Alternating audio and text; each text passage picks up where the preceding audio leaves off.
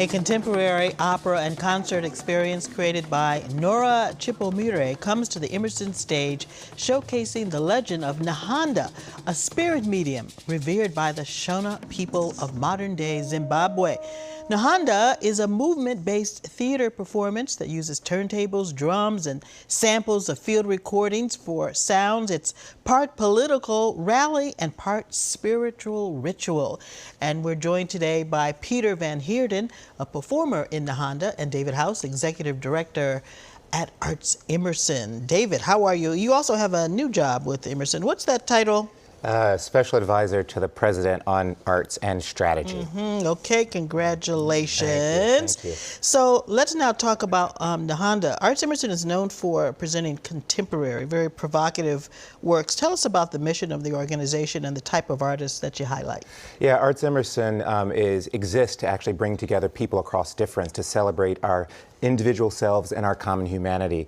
And we have a rich history of presenting theater that pushes the boundaries of theater, particularly presenting artists, visionary artists, who are doing groundbreaking work that challenge the imagination of what theater can become. And Nahanda is a great example of that in its immersiveness, in its participatory nature, multidisciplinary.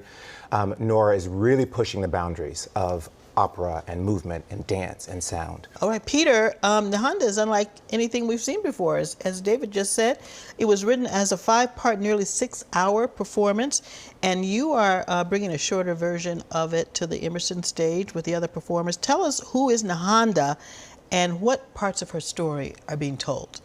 So Nahanda, like you said, was a spirit medium. She was hung by the British in the 1800s, and she's a spirit that embodies mainly women.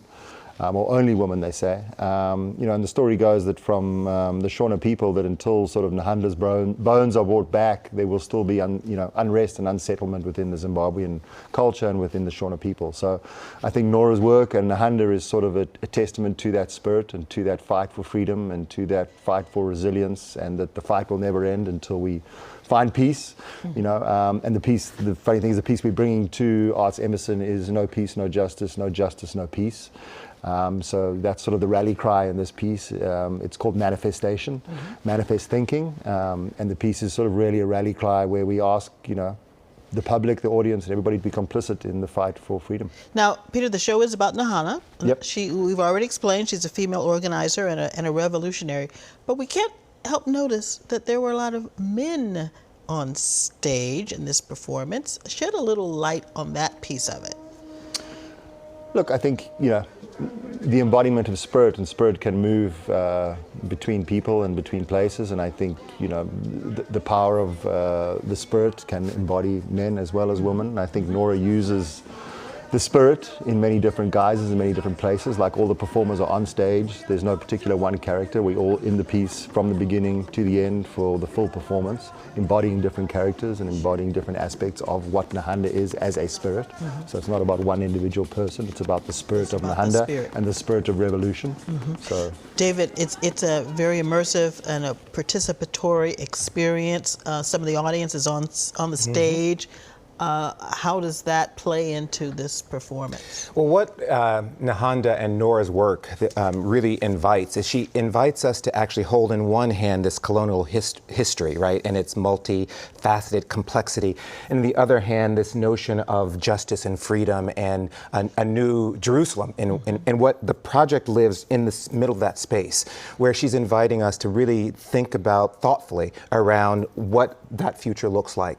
And so the audience is actually asked to participate, to engage, to clap, to stand up. It's, as you mentioned, sort of ritualistic, sort of church-like, filled with complexity, but also hope. And it's that immersive aspect that really makes the audience not spectator, but participant. She really calls us in, and the piece propels us to think about the complexity in the history and in our current lived experience. Now, Peter, your character is the Empire. correct. Yes. Who and what does that represent? The empire, what is the empire? The empire is the colossus. The empire is colonization. The empire is the white man, the white woman, all the tragedies, all the things that have come out of that space and out of that spirit and out of that being from the beginning of time to the present moment, I think. Now, why did you want to play that role? And you're a native South African. I've been to South Africa. It's a beautiful country, by the way. What do you think that your perspective brings to the piece and the role? I don't think you ever want to play that role, but I think, you know, part of the work that we do and is this idea of sort of unpacking the past and the present to enable a new future. So the embodiment of that colonization, the way we work in Nahanda and the way we work in the animism spaces, you are bringing that colonialism to bear. You are showing all its grief, all its anger, all its power, all its empowerment, at the same time perhaps disempowering it and giving it a new voice or reconstructing it to give some other kind of voice to it. So I think that's sort of how we work with it. So the joy for me is to be able to sort of embody that and show its gruesomeness and its, you know, and what it can manifest, and then at the same time it shatters and breaks and a new structure, a new dawn is You know, formed. right now this weekend there's a lot of excitement about the coronation of Yes. King Charles III, Yes. but for Yes. many there's still a lot of pain associated with colonization and a belief that the crown still needs to do some more reckoning with history. What's your take on that? Look, one of the lines we use in the hunt is, you know, give us back her bones. You know, give us back our bones, give us back what you took, give us back, and that's not just a physical manifestation of giving us back what you might have taken. I think there's a big, you know, the repatriation, there's lots of colonization is still happening to this present day, so the conversation doesn't end, you know, and like David said, Nora involves the audience, and I think the word she likes to use is complicit.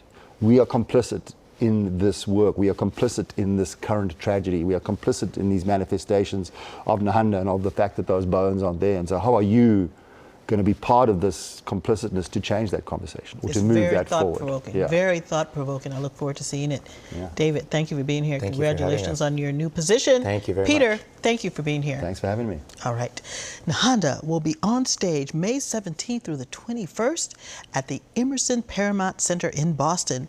And you'll find a link to ticketing information on our website at WCVB.com.